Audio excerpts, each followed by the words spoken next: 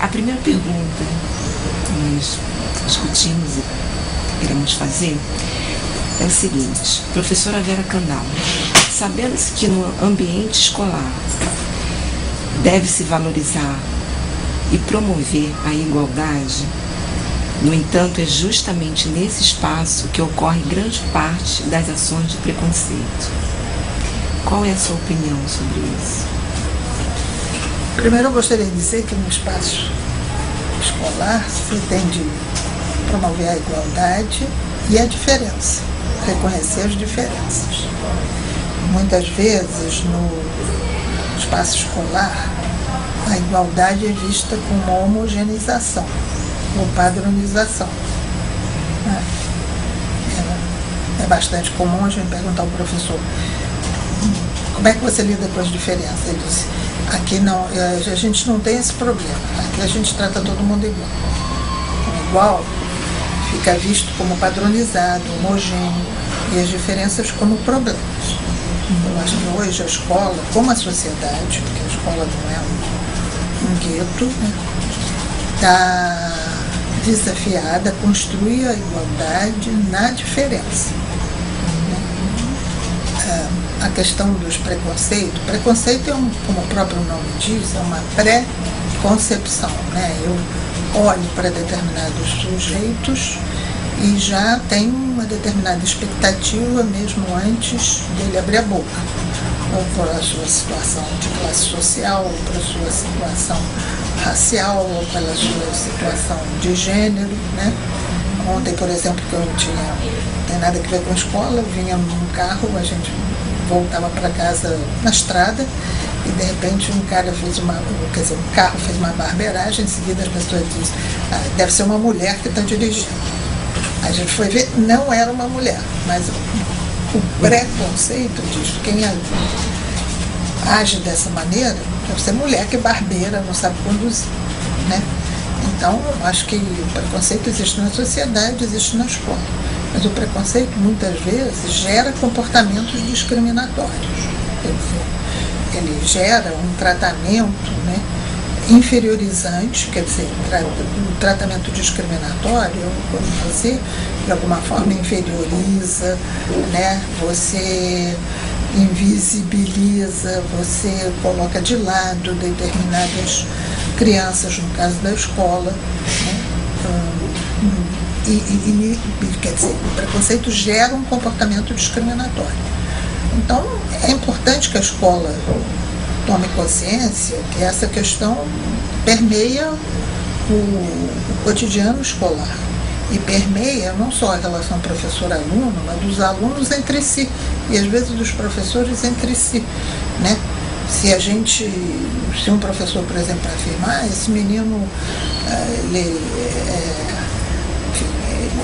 tem dificuldade, mas imagina, no lugar onde ele vive ou na comunidade em que ele vive, só podia ser assim.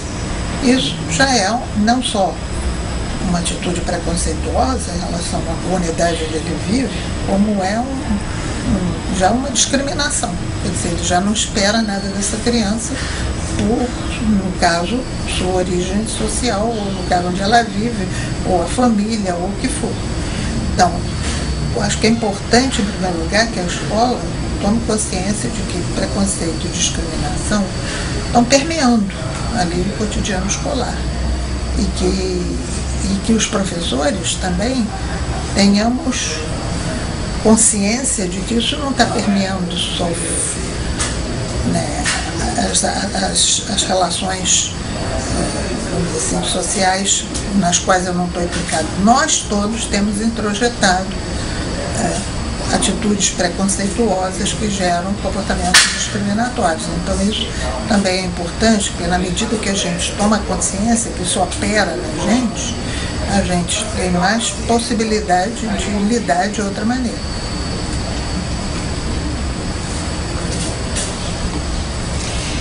Agora, a segunda pergunta: como devemos agir como professor, sala de aula, em caso de preconceito?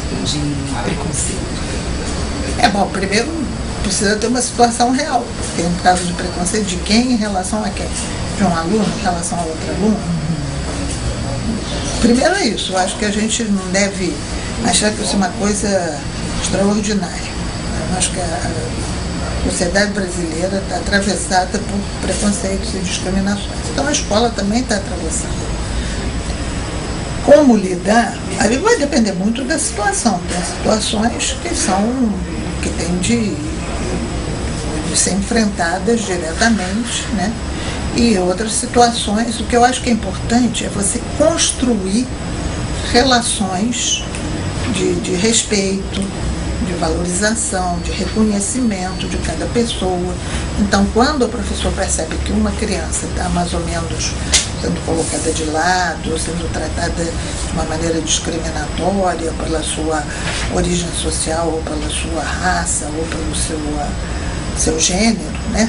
Ou pela sua orientação sexual, ou pela sua opção religiosa, eu acho que o professor, antes de esperar que apareça um comportamento mais grave, ele tem de começar a valorizar as diferenças. Por exemplo, se é em relação à comunidade, né, pedir a ele que conte as coisas boas que acontecem na comunidade, como é que ele lida, com não sei mais quanto e tal.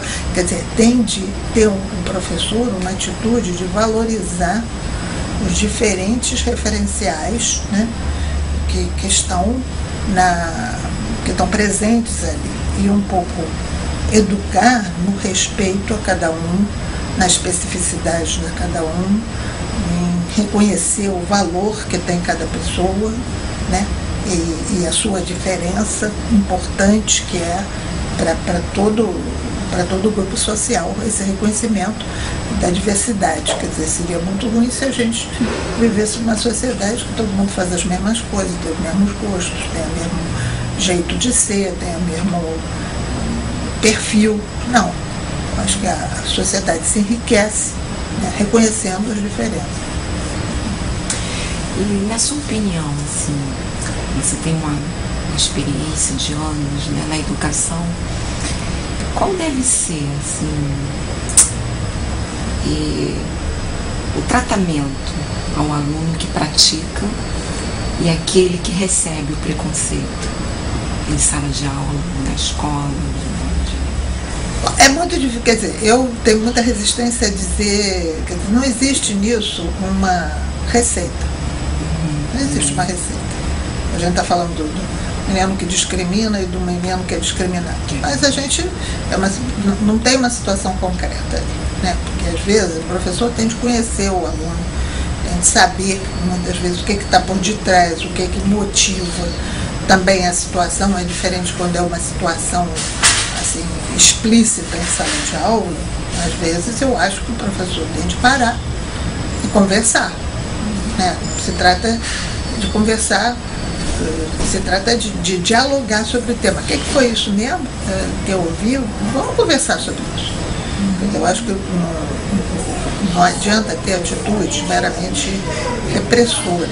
Eu acho que tem de se procurar entender as questões e procurar criar espaços de diálogo onde essas questões sejam trabalhadas.